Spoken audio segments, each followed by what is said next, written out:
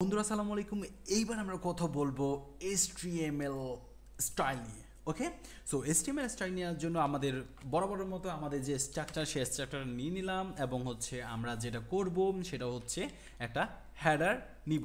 ঠিক আছে, হেডার নেওয়ার জন্য H1 দিলাম এবং আমরা ওপেন অ্যান্ড ক্লোজ ট্যাগ দিলাম। আমরা বললাম যে হ্যালো বাংলাদেশ।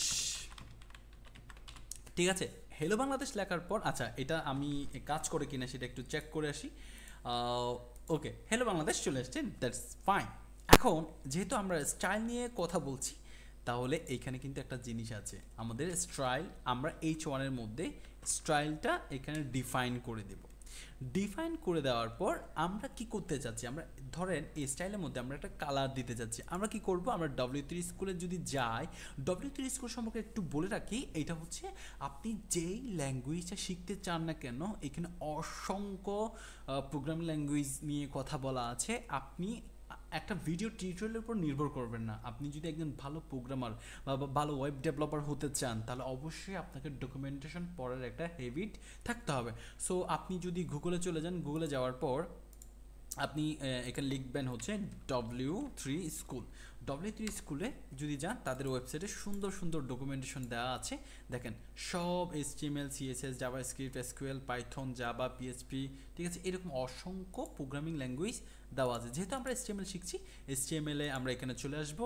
চলে আসার পর আমরা কিন্তু এই ওয়েবসাইটের উপর বেসড করে আমরা আমাদের প্লেলিস্টটা মেক করব। ঠিক আছে, সো আমরা যেহেতু HTML স্টাইল নিয়ে কথা বলছি তাহলে আমরা HTML স্টাইলে চলে যাব এবং এই ডকুমেন্টেশনটা সুন্দর করে পড়ব।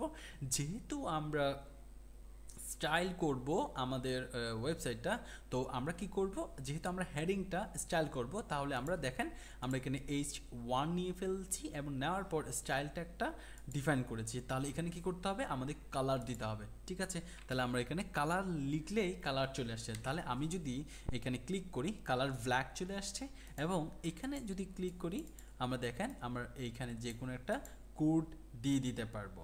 ঠিক আছে, এখন যদি আমি সেভ করি এবং আমরা যদি আমাদের যেই ডকুমেন্টেশন ওপেন করেছি ওইখানে যদি যাই, এখন ব্ল্যাক দেখা যাচ্ছে।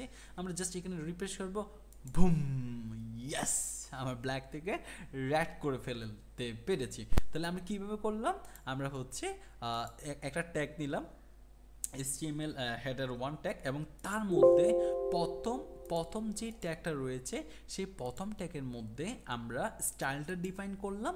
ডিফাইন করার পর এটা হচ্ছে কালারটা নিয়ে নিলাম। তবে এটা আমরা HTML শেখার জন্য এই কাজটা করতেছি। এই বিষয়টা হচ্ছে CSS এর পার্ট।